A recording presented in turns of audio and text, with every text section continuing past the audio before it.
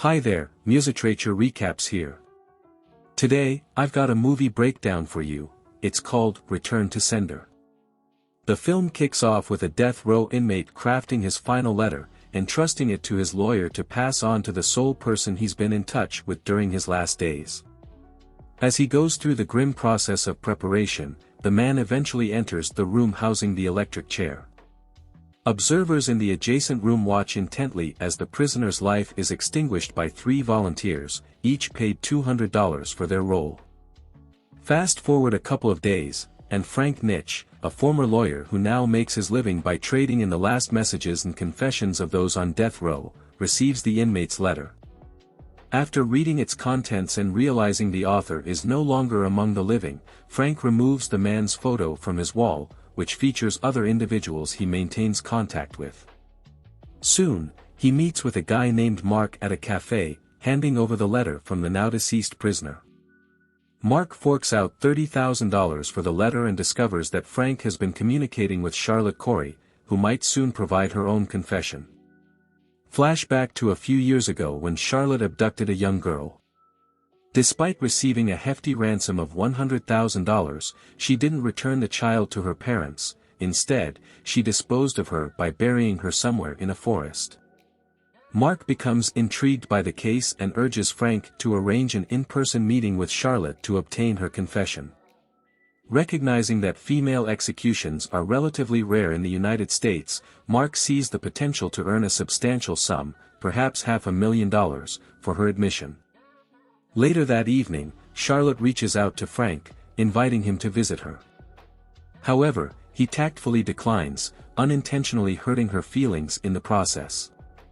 Disturbed by a nightmare that night in which Charlotte harms a young girl, Frank reconnects with Mark, who reminds him of the substantial payout awaiting them for securing Charlotte's confession. With this incentive in mind, Frank chooses to continue the charade, posing as a military comrade of Charlotte's late father, who supposedly sacrificed his life on the battlefield. Frank, our protagonist, realizes that a face-to-face chat is the key to reaching the prisoner, Charlotte. With this in mind, he heads over to Oklahoma, where he goes undercover to set the stage. Frank gets himself glasses, some alcohol, secures a budget-friendly hotel room, and even crafts fake documents.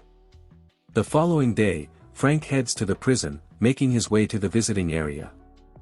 En route, he crosses paths with Susan, a lawyer who's fighting tooth and nail to prove Charlotte's innocence and mitigate her sentence. Unfortunately, her efforts haven't borne fruit. Posing as Frank Walsh, our man engages Charlotte in conversation, keeping up the facade. Her trusting nature prevents her from doubting the person sitting across from her, the only source of meaningful communication she has. Charlotte receives a barrage of letters, some taunt and jest, while others harbor dark wishes and curses upon her for the alleged crime. After a jail visit, Frank learns of Charlotte's past residence and ventures to her grandfather's home. Inside, he surveys the room, which has been ransacked by vandals, and seizes a moment to enjoy the fragrance of Charlotte's handkerchief. In a strategic move to elevate the value of his next publication and her final letter, Frank discreetly places a doll and a tiny shoe in her bedroom. Events take a dramatic turn when an anonymous tip brings police and journalists to the scene. Their search uncovers new evidence that further implicates Charlotte. The following day, Frank returns to meet Charlotte, offering her his support and helping her navigate the relentless media attention. He urges her not to take it all too seriously. Frank then reveals a touching story, sharing the heroic sacrifice of her father on the battlefield, attempting to save a wounded comrade. Charlotte's emotions are deeply stirred by Frank's heartfelt narrative, leading her to place even greater trust in her late father's comrade. Eventually, Charlotte hands Frank a letter and makes a heartfelt request, to help her locate her estranged sister, Stella. Frank, eager to fulfill Charlotte's wish, consults with Susan and discovers a troubling truth. Stella, Charlotte's younger sister, lost her sight in an accident for which Charlotte was responsible. In a twist of fate, Stella blames Charlotte for the accident and severs all ties with her. She adopts a new identity, gets married, and relocates to another town. Determined to reunite the sisters, Frank embarks on a journey to find Stella. With a clever plan in mind, he reaches out to Charlotte's insurance company to track down the person who filed the claim for Stella's accident. On his way to a motel, Frank notices Susan's car approaching and pulls over. Susan shares crucial information. Stella, now living under the name Julie, resides in a shelter for the blind. Without hesitation, Frank heads to the shelter, navigating his way to a dimly lit workshop where Stella's husband, Martin, works. Martin is also visually impaired, and the workshop is shrouded in darkness. Despite Martin's initial resistance, Frank manages to persuade him to allow a meeting between Stella and himself. Prepared for a difficult conversation, Frank enters the room to confront Stella. Although hesitant at first, Stella eventually relents and agrees to speak with him. Frank attempts to hand over Charlotte's farewell letter, but Stella is reluctant to connect with her estranged sister. Yet, amidst the emotional turmoil, Stella comes to realize the gravity of Charlotte's impending execution and breaks down in tears. Back in the prison, Frank shares his encounter with Stella with Charlotte, who responds with little surprise. Charlotte explains that Stella harbors strong resentment toward her, a sentiment that Charlotte understands and accepts. The sisters had lost their parents, and Charlotte took on the responsibility of caring for her 17-year-old sister, Stella.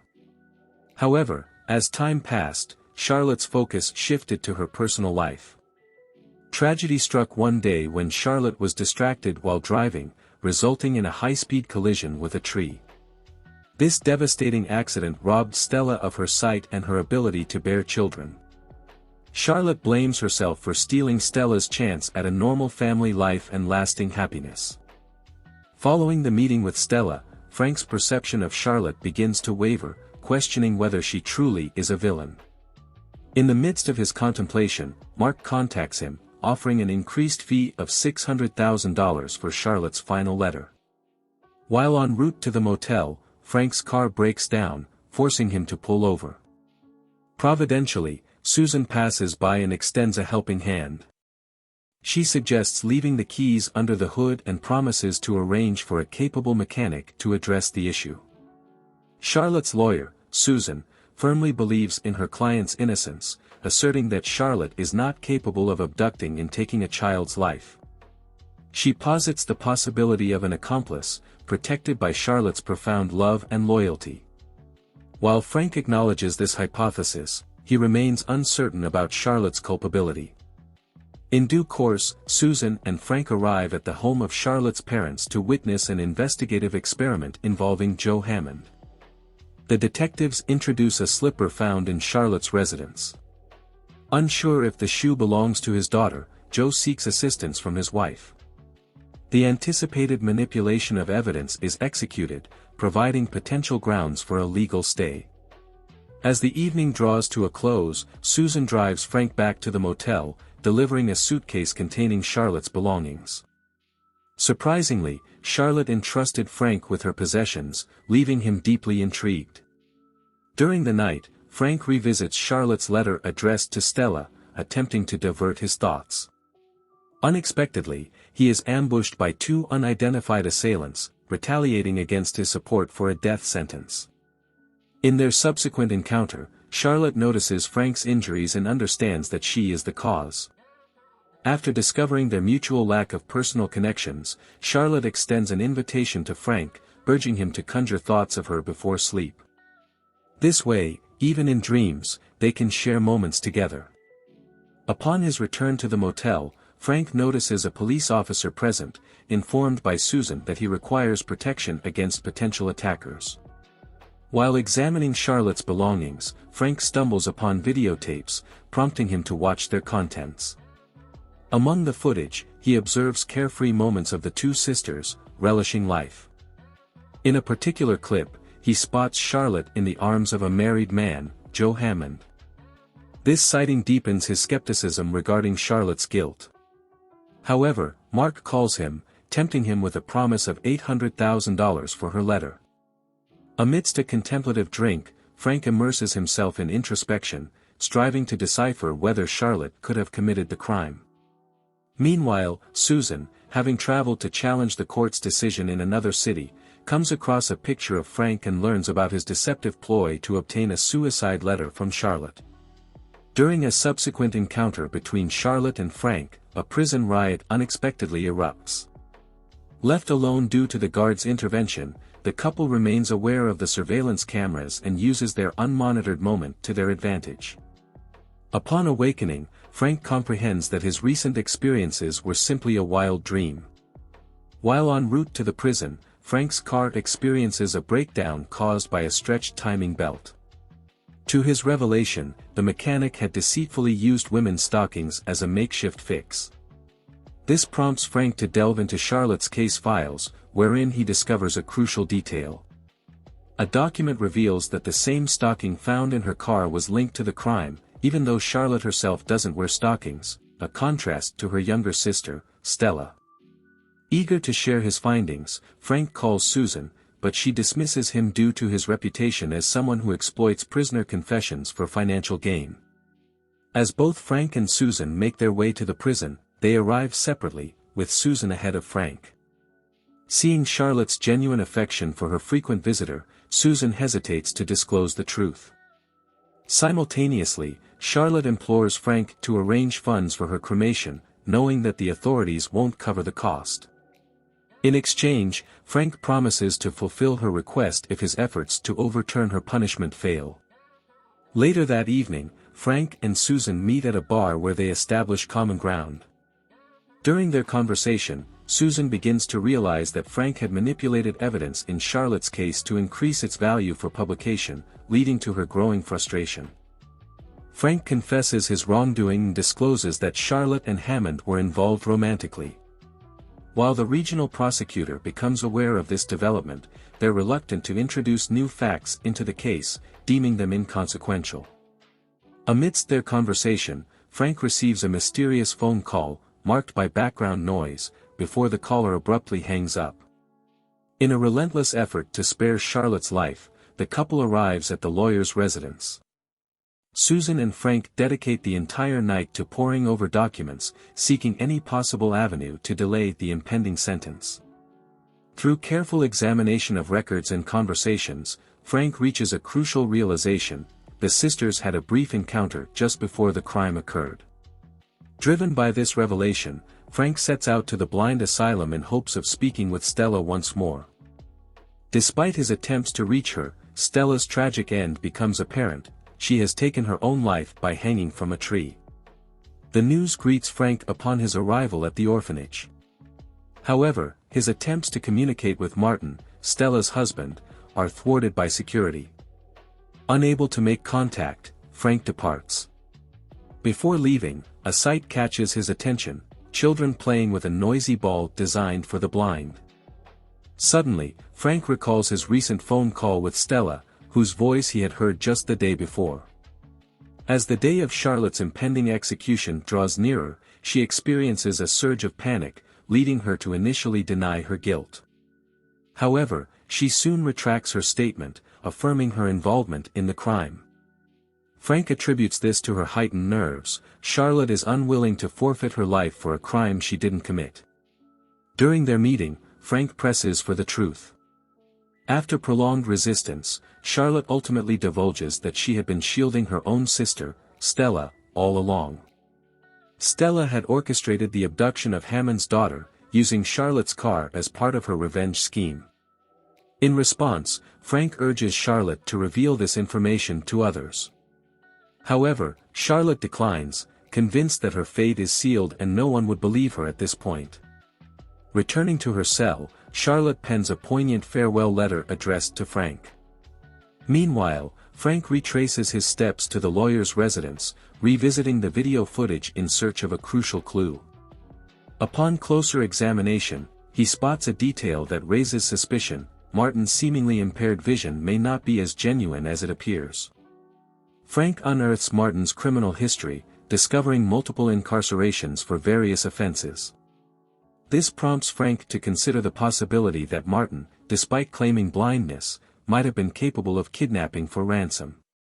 In a bid to expose Martin's potential involvement, Frank confides in Susan, urging her to enlist the aid of the police officer assigned to his protection. Despite initial reluctance, Susan complies, heading to the shelter where Martin resides. She delivers Stella's belongings and falsely informs him that the police have recovered Hammond's daughter's body. Watching Martin's response closely, Frank detects an unsettling calmness. Martin betrays no signs of guilt or concern. Frank's attention is drawn to a man holding Stella, a detail that raises doubts as Stella is unable to bear children. Notably, the man's resemblance to a younger brother catches Frank's eye. It becomes apparent that Martin's hidden secret involving Stella has been laid bare. In a dramatic turn, Martin confronts Frank, determined to prevent his escape. Armed with a rifle and shrouded in darkness, Martin relentlessly pursues Frank, relying solely on sound to track his movements. The former lawyer makes an attempt to escape, but his efforts to outsmart his pursuer prove futile. Despite employing sonic tricks, he quickly finds himself trapped. It's the policeman, who had put an end to Martin's life, that comes to Frank's rescue. In a desperate bid to secure Charlotte's salvation, Frank removes her from the orphanage and brings her to the Hammond residence. When he lays eyes on the baby, Frank doesn't immediately recognize her as the Hammond's daughter, in contrast to his wife. At this juncture, the truth unfolds. Stella and Martin hadn't abducted the child out of vengeance, but rather with the intent to build a family. The baby is unharmed and well, underscoring Charlotte's innocence in the matter. Mere moments before the scheduled execution, the prosecutor reverses the verdict. Sometime later, Charlotte regains her freedom. Waiting at a bus stop, she returns to her grandfather's home. Before long, Frank arrives, having exhausted every effort to safeguard his girlfriend's life. And so, the movie concludes.